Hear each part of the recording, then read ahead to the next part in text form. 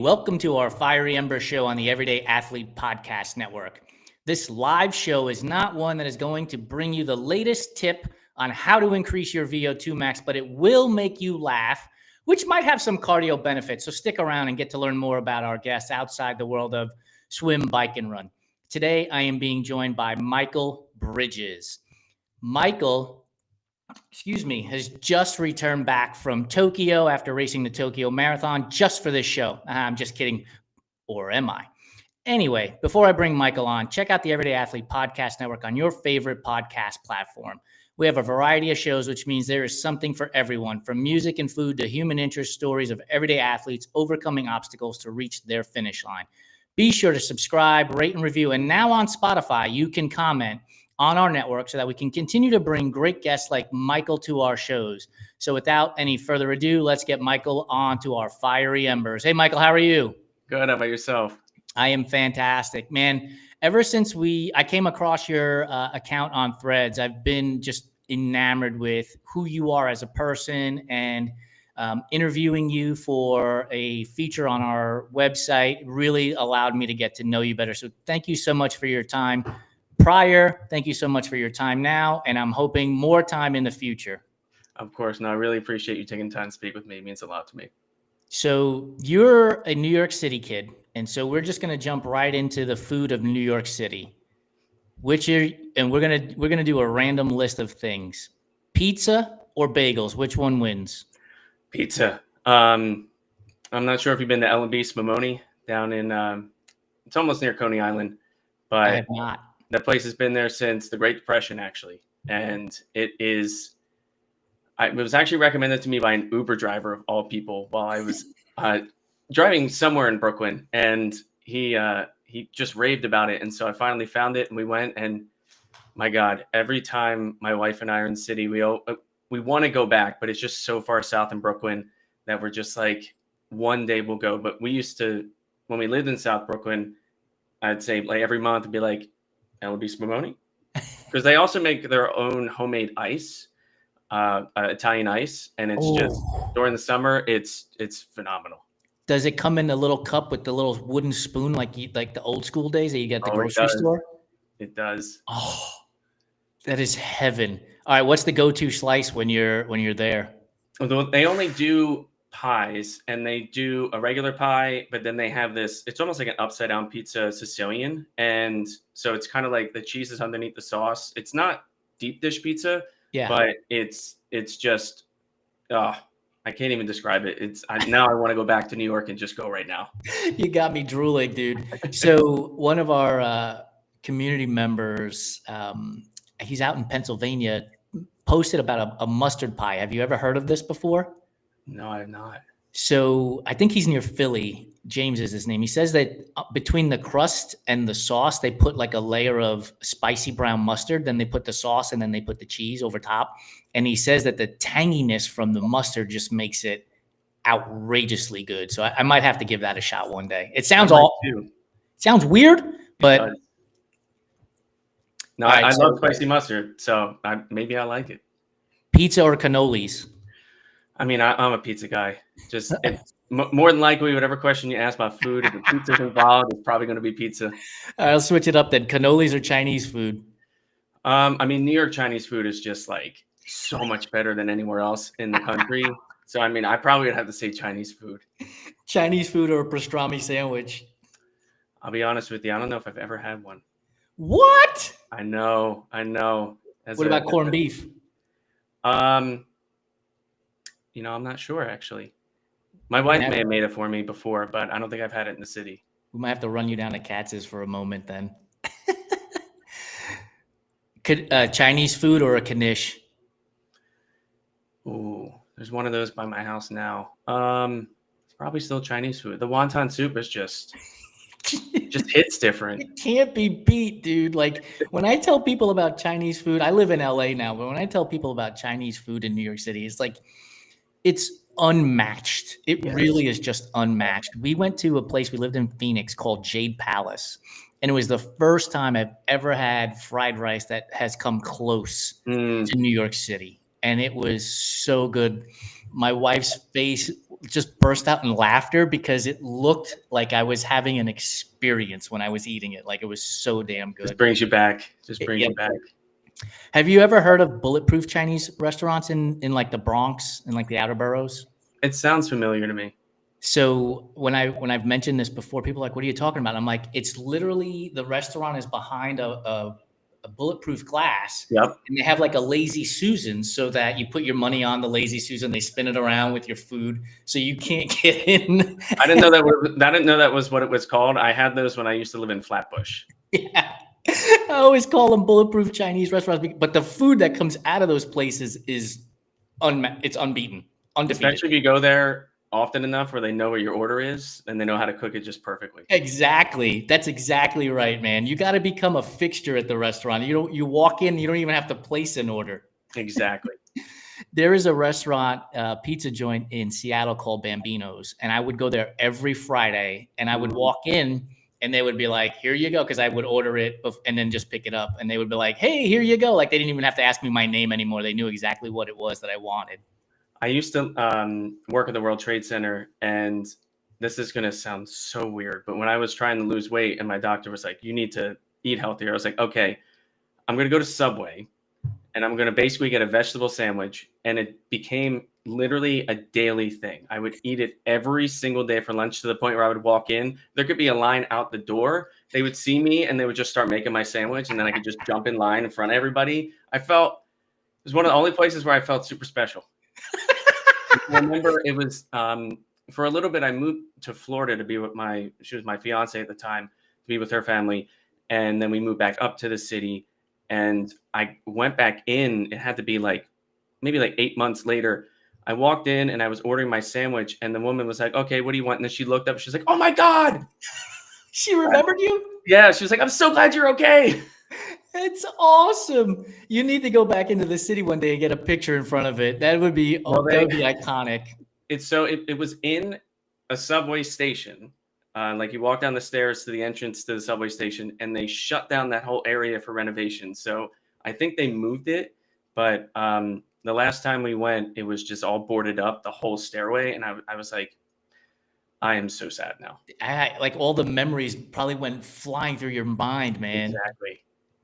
While we're on the topic of food, you've just came back from Japan. What was the best thing you ate while you were over there? Oh my God. My wife and I are obsessed with this ramen place over there called Ichiran, which it's kind of almost it's like a chain restaurant there where they have them all over Japan, but there's only, I think there's one in Manhattan. There's one in Brooklyn. There's two in Manhattan. So I think there's three in New York City, and I think that might be it over here.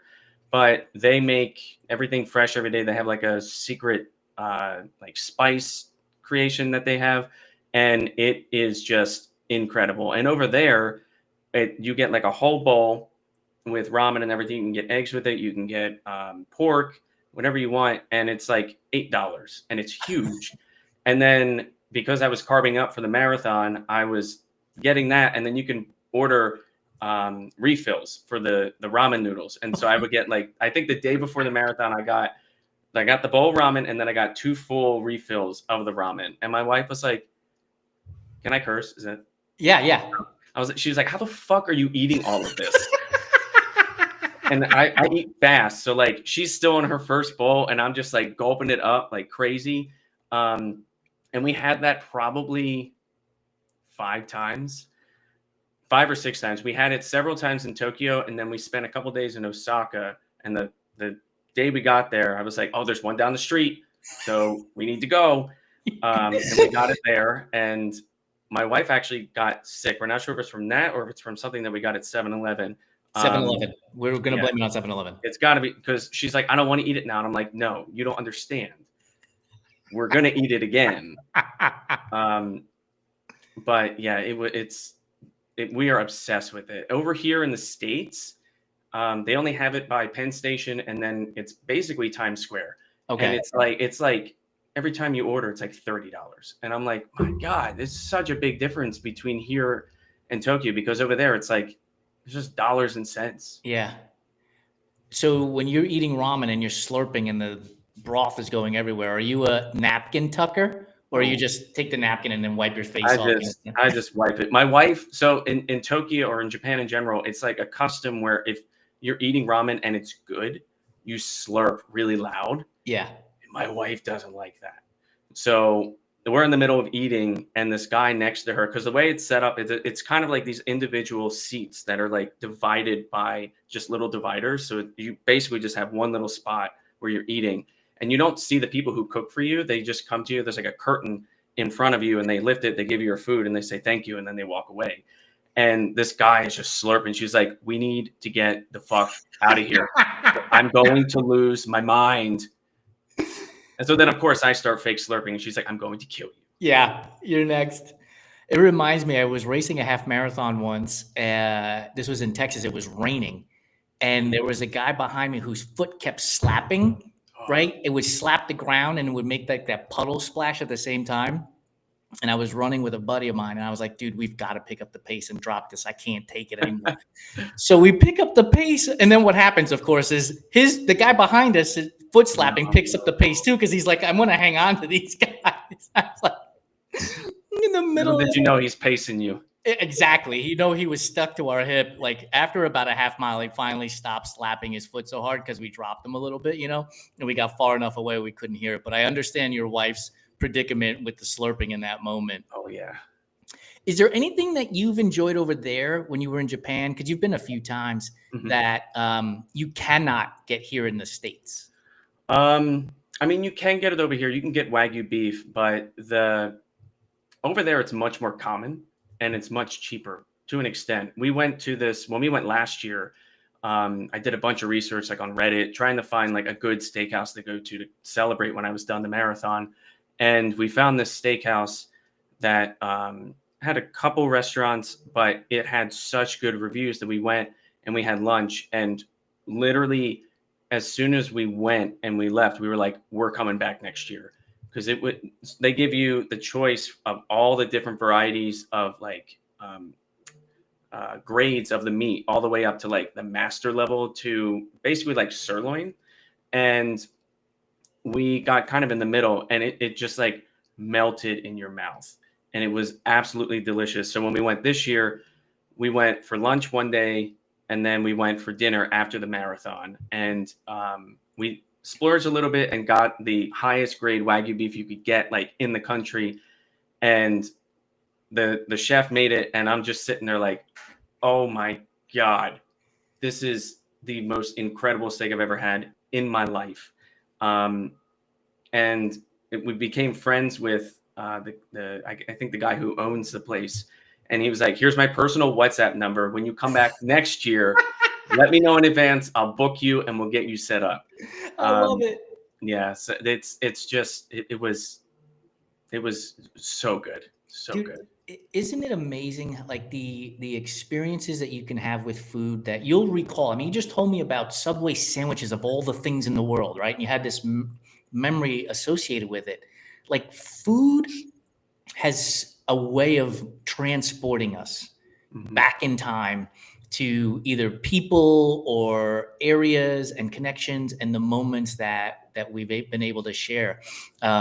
As you were talking, I was wondering, so what's accompanying the beef? Rice, vegetables, like what's next to it? So it's you can get rice if you want, but it's vegetables. It was seasonal vegetables, so it was like mushrooms, I think, asparagus, onions, and garlic chips that they made. And then we got, I don't know exactly how to say it. I think it's called potaji, but it's basically like a porridge soup that you get, and then you get a small side salad with homemade dressing that they make there. And was there anything else? I think that was it. But it was more than enough. It was funny though, because the first day we were there, my wife, I guess her brain just like didn't work. She couldn't like get the chopsticks to work. And so he walked over, he was like, "Do you need a fork?"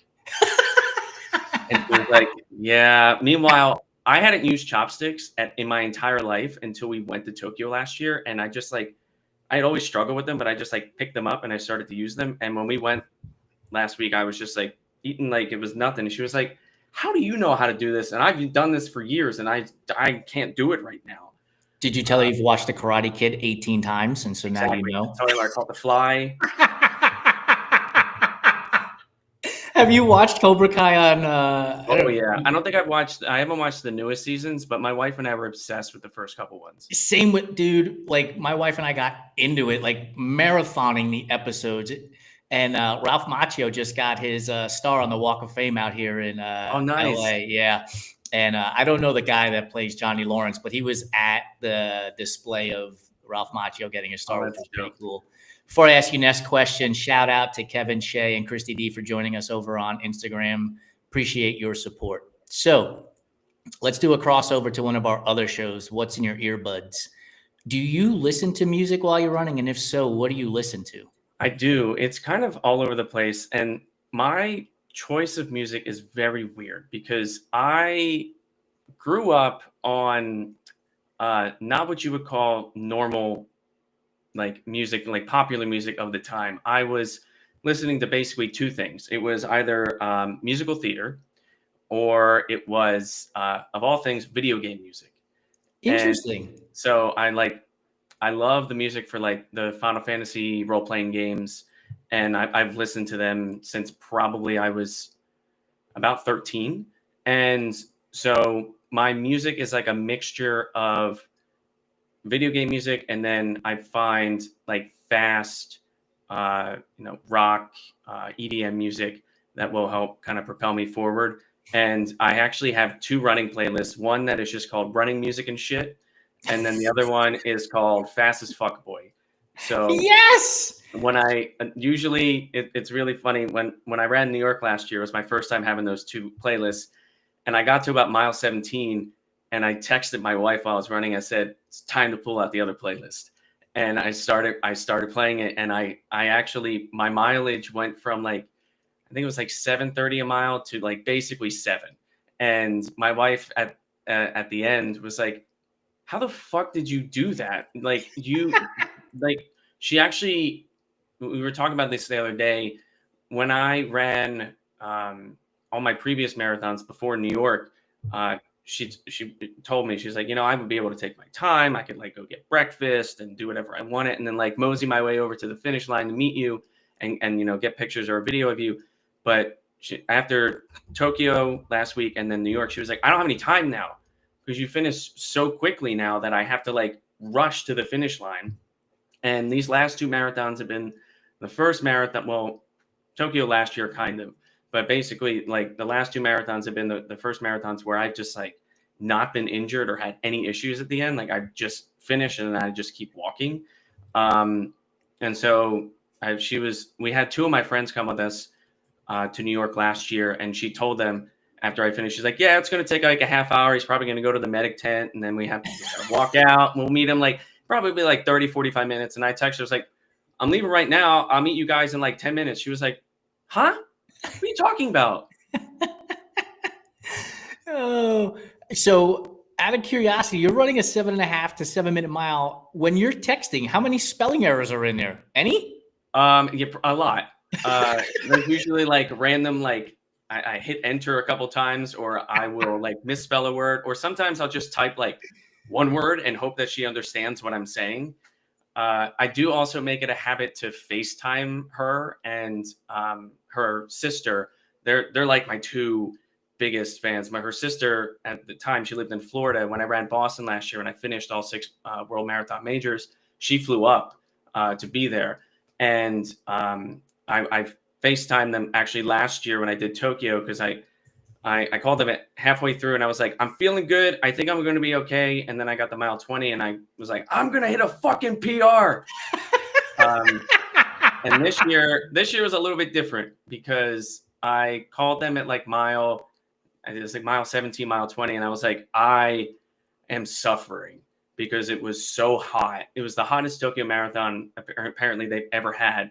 And I think it was, I don't know if it was my wife or her sister, basically our big thing that we say is don't be a bitch. And so they basically were like, don't be a bitch. You're going to finish. You only have 6 miles left. And I was like, you know what? Fine. And so I booked it for the last 6 miles, and my wife was like, "You finished 10 minutes faster than it said you were going to." And I was like, "Well, that's because I wasn't a bitch." I was motivated. Craig Lewis, who hosts our show Running Tales, had Jamie the Juggler on. We might have to convene some way of getting Michael the Texter or Michael the FaceTimer on and just like do cameos as you're running your next marathon to family and friends of RTB. Absolutely. I'm gonna do it. We'll probably charge like $1.50 for it, but we'll make some money on it. Oh yeah. So again, since you're based out of New York City, fictional run day for you. Who are you running with? Phoebe from Friends or Jerry Seinfeld?